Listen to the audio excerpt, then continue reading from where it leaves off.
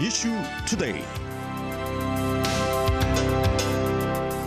이 노인 인구가 많아지면서 다세대 가구가 많아지고 있는데 LA 타임즈에서 이 가구들을 조명하는 기사를 실었습니다.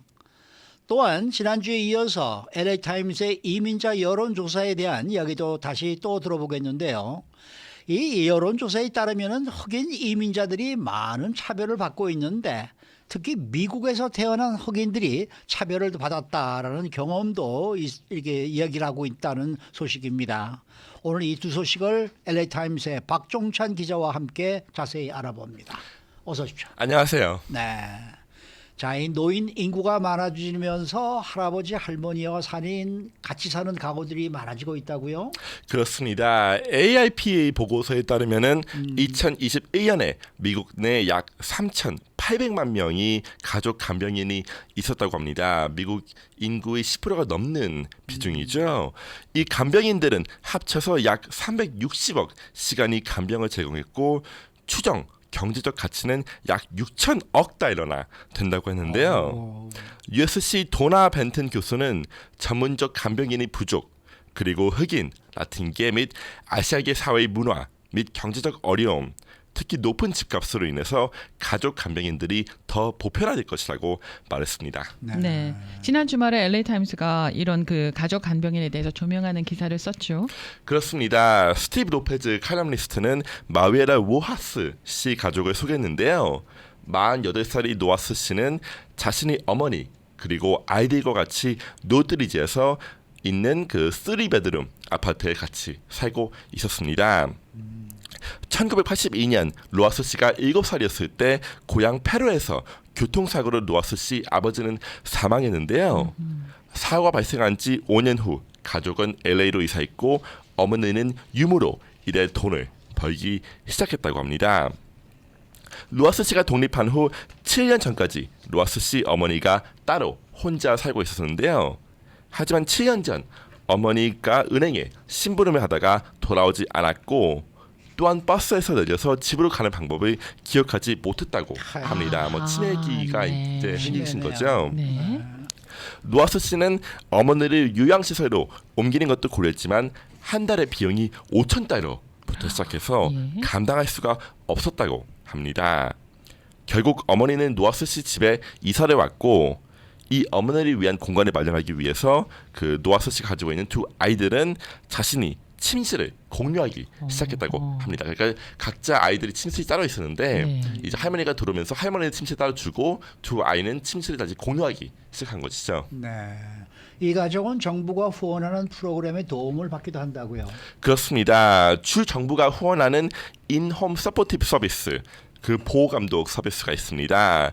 그 서비스를 통해서 사람이 아침에 와서 어머니 목욕, 옷 입기 및 하루 준비를 돕는다고 합니다. 그 후 로아스 씨 남동생은 어머니를 픽업해서 벤나이스에 있는 데이케어로 데려간다고 하는데요. 네. 거기서 이제 인접한 유치원의 아이들과 어울리기도 하고 게임, 퍼즐, 음악 그룹 활동, 운동 및 간호를 받기도 한다고 합니다. 시니 아파트에서 벌어지는 그런 행동, 그런 활동을 생각하시면 되겠는데요. 이 데이케어에 참여하는 대부분은 메디칼 보장을 받고 또 대부분은 이 노아스 씨와 같은 다세대 가정에서 살고 있다고 합니다. 네. 가족들이 많은 희생을 하고 있다면서요. 그렇습니다. 한인분들도 이제 다세대 가정에 있는 분들 많으시죠. 할머니 그리고 자기 그리고 아이들 같이 키우시는 분이 많고 또 얼마나 많은 노력을 해야 이 다세대 가정을 이룰 수가 있는데요. 여기서도 이제 노아스 씨 딸 파이로 씨는 할머니를 위한 공간을 마련하기 위해서 자신의 침실을 포기해야 했습니다. 하지만 파울라 씨는 이미 어렸을 때 할머니 보살핌을 받았다면서 가족들이 이 할머니를 요양원으로 보내기로 고려했을 때 그 선택을 많이 했다고 얘기했습니다. 이 파울라 씨는 이제 18살, 19살 아이인데 네, 이제 할머니와 손녀딸이죠, 그러니까. 네, 손녀딸인데 할머니와 지냈던 경험이 너무 좋고 할머니와 더 있고 싶어서 이런 양로원, 요양원에 옮기는 걸 반대한 것이죠. 이 가족들은 매주 토요일 도우미를 부른다고 하는데요. 이 도우미가 할머니를 돌보는 시간, 나머지 가족은 느르토쿄나 해변으로 간 후 저녁을 먹으러 나간다고 합니다. 데이케어에서 가족들한테 여러 가지 팁을 준다고 하는데요. 만약 할머니가 로아 씨 남편을 그 웨이터인 줄 알고 전화를 걸 때 예. 남편은 웨이터 같이 할머니한테 어떻게 도움을 줄 수 있는지 물어본다고 합니다. 그러니까 당황하지 않고 네네. 할머니에 맞춰주는 것이죠. 할머니 상태. 네. 로아스 씨 아들 맥스 씨는 이 할머니가 자신의 누구인지 기억하지 못하지만 그래도 이제 포옹이나 키스가 할머니를 미소 짓게 한 것을 본다면서 할머니가 진정으로 곁에 있고 싶은 사람들과 함께 있기를 바란다고 말했는데요. 네. 노아스 씨는 엄마를 공경하는 방법은 가능한 오랫동안 엄마를 곁에 두는 것이라고 말하기도 했습니다. 네, 이 할머님은 복이 많으신 분이에요. 네. 이 자녀들은 착한 분들이죠. 맞습니다. 네. 지금 뭐 이렇게까지 하는 저 자녀들이 몇 명이나 많지 되겠, 몇 퍼센트나 않겠죠. 되겠어요. 근데 이런 이제 다스 가족이 더 많아진다는 전망을 그 많은 전문가들이 하고 있고 이 다시 얘기가 나왔지만은 이런 좀 팁 그러니까 좀 따로 가족이 시간을 보내는 것도 참 좋은 방법인 것 같습니다. 그러니까 약간 그 자신들 시간도 만들면서 이제 가족들과 할머니들과도 같이 이제 있을 수 있는 시간을 마련하는 것도 사실 우리 네. 한국에서도 예전에 어렸을 때 할머님하고 같이 살면서 할머님이 보살펴준 이 손자 손녀들이 그렇게 좀 잘 자랄 수 있고 아주 정말 제대로 클 수 있는 그러한 이제 계기가 된 적이 많았거든요. 그럼요, 많습니다. 그러니까 네. 이 로하스 씨의 이 집안도 보니까 지금 라티노 집안인데 네. 그러니까 이게 가능한 거죠. 이게 보통 컸으면 되겠습니까? 라티노 맞습니다. 가정들이 네. 굉장히 가족적이잖아요. 그렇죠. 네. 저도 이제 한국에서 할머니 할아버지가 키워서 이제 제가 살았는데 네. 그 경험을 생각해 보면은 이렇게 할머니가 돌봐주신 걸 기억했을 때 이렇게 네. 할머니들을 돌보는 것도 뭐 힘들지만은 맞아요. 네 해야 할 것이라는 생각도 좀 들었습니다. 바람직한 그 가정의 형태가요. 네. 지금은 그 할머니 할아버지들이 아프셔서 같이 살지만은 가장 바람직한 행태는 할머니 할아버지가 같이 사는 거가 좋은 거가 젊은 그 세대들이 아이를 낳아서 기를 때 경험이 없잖아요. 네. 그래서 실수도 하고 잘못도 많이 하는데 할머니 할아버지는 이미 자녀를 여러 명 키워서 경험이 있기 때문에 손주를 더 잘 볼 수가 있고 그 관계에서 또 아이들이 배우는 게 많다고 해요. 어른 공경하는 것도 배우고 네. 요령도 삶의 방향이나 이런 것도 배우고 그래서 좋다고 하는데 점점 핵가족화 되고 있으니까 그게 근데 안 지금 되는 여기 거죠. 이 케이스거는 할머님이 이렇게 치매로 아프시니까 지금 자녀들이 이제 함께 같이 삽시다라고 지금 들어간 그런 상황 그렇죠. 아닙니까? 네. 거꾸로 생각해 보자고요. 할머님이 아주 건강하시다 그러면은 7, 80, 90대에서도 나 혼자 살 거야 이렇게 그럼 너희 들어와서 같이 살자라고 하실 분들이 과연 있을까? 그런 생각이 네. 들어요. 맞네요, 야 귀찮다. 오지 마라. 찾아오면 반갑고 가주면 더 반가운 우리 손자들 뭐 이렇게 되더라고요. 가시면 더 반갑고. 네, 그렇기도 하네요. 자, 토픽을 좀 바꿔볼까요? 지난주 LA타임스가 이민자를 대상으로 한 설문조사를 소개를 해드렸었는데 이 설문조사에 대한 기사가 하나 더 나왔네요. 그렇습니다. 흑인 이민자의 경험을 쓴 기사인데요. 2000년 약 200만 명이었던 흑인 이민자 숫자 그러니까 다른 나라에서 타인와서 미국으로 온 흑인 이민자입니다. 그러니까 노예의 그게 순조를 아니고 둔 분들이 아니고 뭐 이민을 아프리카나 뭐 온, 자메이카 네. 이런 쪽에서 이민을 오신 예. 분들이죠. 그 숫자가 2000년에는 약 200만 명이 있는데 이 숫자가 지금 500만 명으로 훌쩍 늘었습니다. 2060년은 이 숫자가 2배로 늘어난다고 하는데요. 네. 하지만 LA타임스 설문조사에 따르면은 이제 흑인 이민자들은 다른 이민자들과 비교했을 때 직장 내 차별 그리고 경찰이 부당한 대우 등을 더 겪고 있다고 합니다. 전체 이민자 중 3분의 1이 이제 자신이 왔던 곳으로 돌아가라 고백 투 컨트리라고 하죠. 이 얘기를 들었는데 흑인 이민자의 경우에는 이 수치가 거의 절반이 된다고 합니다. 그런데 한 가지 흥미로운 것이요. 미국에서 태어난 흑인 미국인들이 흑인 이민자들을 더 가혹하게 대한다고 하는데 이건 무슨 내용입니까? 네, 저도 이 얘기 듣고 예. 놀랐습니다. 네. 그 LA 타임스와 KSF가 구성한 흑인 이민자 포커스 그룹에서 나온 얘기인데요. 예. 흑인 이민자들은 흑인 미국인들이 행동을 보고 실망했다면서 흑인 커뮤니티에 들어가기 피한다고 말했습니다. 네.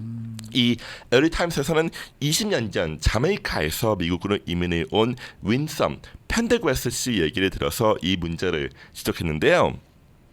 펜데그웨스 씨는 일부 흑인 미국인들은 흑인 이민자들을 무시한다면서 내 조국 자메이카로 돌아가라고 가장 많이 말하는 사람들은 백인이 아니라 흑인이라고 얘기했습니다. 몇 년 전 분비는 시내버스에서 펜데그웨스 씨가 의자에 앉으려고 할 때 한 흑인 남성이 자리를 이제 비켜주지 않았는데요. 이 흑인 남성과 얘기를 하고 있을 때 한 흑인 여성이 끼어들어서 이 트럼프가 펜데그웨스 씨 같은 이민자들을 쫓아낼 것이라면서 그때를 기다리고 있다라고 말했습니다. 네. 펜데그웨스 씨는 자신과 같은 흑인들을 사랑하고 지키려고 노력한다면서 흑인 미국인한테 무엇인가를 빼앗기 위해서 여기 미국에 온 것이 아니라고 울분을 토하기도 했습니다. 아하.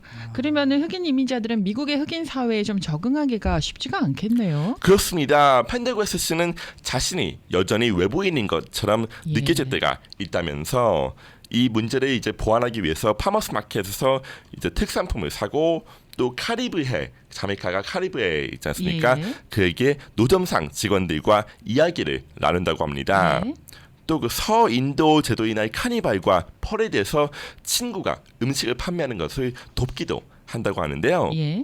이 브루클린이 한 블락 파티에 참가한 흑인 쉐원 잭맨스 씨는 흑인들이 미국에서 태어나면서 자신의 정체성, 유대감 등을 잃었다면서 이러한 불안감이 외국 태생 흑인 이민자들에 대한 분노로 나타난다고 걱정을 하기도 했습니다. 또 이 경제적으로 흑인 이민자들이 많은 어려움을 겪기도 한다면서요. 그렇습니다. LTimes의 사면조사에 따르면은 흑인 이민자 중 절반은 기본적인 생필품, 이식주를 구하는데 경제적으로 문제가 있다고 말했습니다. 절반이나 절반이요. 네. 아시안기가 한 20% 정도 되는 걸로 기억하고 있는데 네. 흑인은 2배 정도 높은 배나 것이죠. 되네요. 네. 또한 자신의 교육에 비해 너무 낮은 직업에서 일한다고 말한 흑인 이민자들도 많았는데요. 네. 이제 펜데그웨스 씨는 뉴욕의 갱들도 걱정거리라고 말했습니다. 1960년대, 70년대 백인들이 뉴욕 같은 도시를 떠나면서 동네가 거의 흑인 위주로 변했는데 이젠 새 아파트들이 생겨나면서 저소득층 가족들이 모여내갈 수 있다면서 네. 자신도 많은 이민자와 같이 집을 구입하는 것을 꿈으로 하고 있다고 말했습니다. 그래도 또 한쪽에서는 흑인 이민자들이 그 흑인 미국인들과 연대감을 쌓기 위해서 노력도 하고 있다는 부분도 그렇습니다. 있더라고요. 네, 펜데그웨스 씨는 몇 년 전 사우스캐롤라이나 주의 옛 노예 시장 박물관을 방문했는데요. 네. 그 박물관 주변에서 아프리카 전통 모자를 짜는 흑인을 봤습니다. 이 흑인은 남부 농장에서 강제 노동을 하던 아프리카인이 후손이었는데요. 얘기를 나누면서 펜데그웨스 씨는 이 흑인의 손을 봤다고 합니다. 이 손을 보면서 자신이 자메이카에서 봤던 모자를 만드는 사람의 손과 비슷함을 봤다고 하는데요. 이 흑인은 영은 영을 안다. Spirit no spirit이라고 말하면서 펜데그웨스 씨가 여기 있다는 것을 알게 돼서 기쁘다고 말했습니다. 이게 그 아시안계 이민자들도 이런 문제가 있지 않습니까?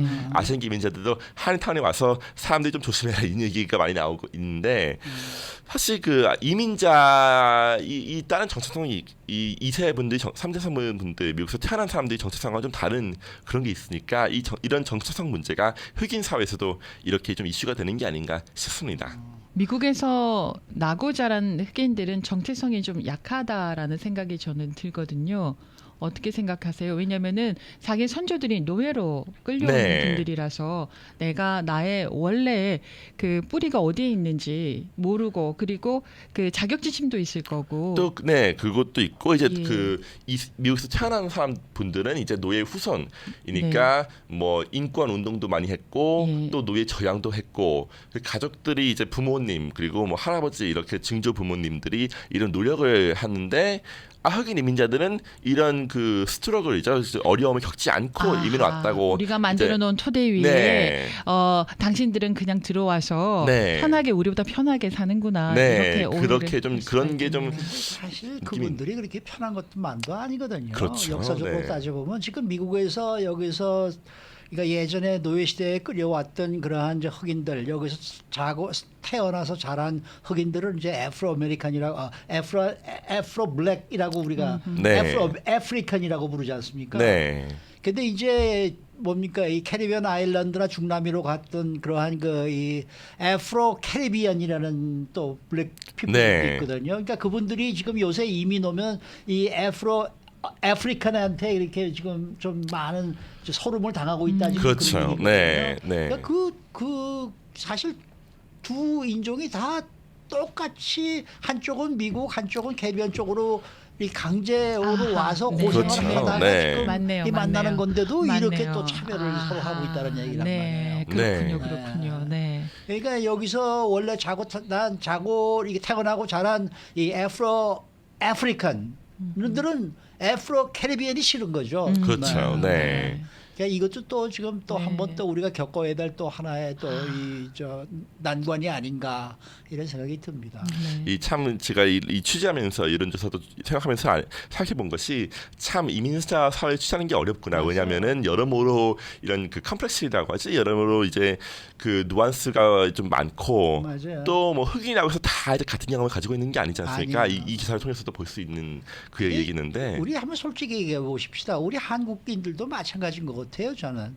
그러니까 그 70년대 이민 온 사람들과 그 후에 한국에 잘 산 다음에 이민 오신 분들 완전히 근본적인 생각이 틀리시거든요. 그렇죠. 네. 그러니까 예전에 오신 사람들은 미국에 정말 한 100불, 200불씩 들고 와서 여기서 정말 고생하면서 이게 밑바닥부터 하루에 16시간씩 일하고 18시간씩 일해가면서 돈을 모아서 지금의 한인 사회를 만드신 분들이고 네.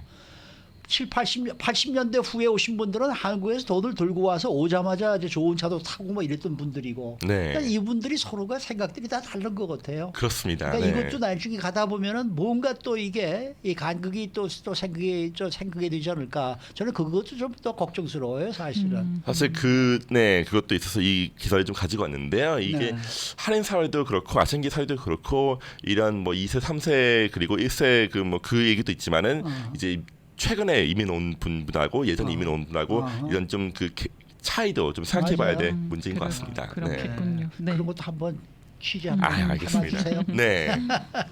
수고 많으셨습니다. 감사합니다. 네, 지금까지 LA 타임스의 박종찬 기자와 함께했습니다.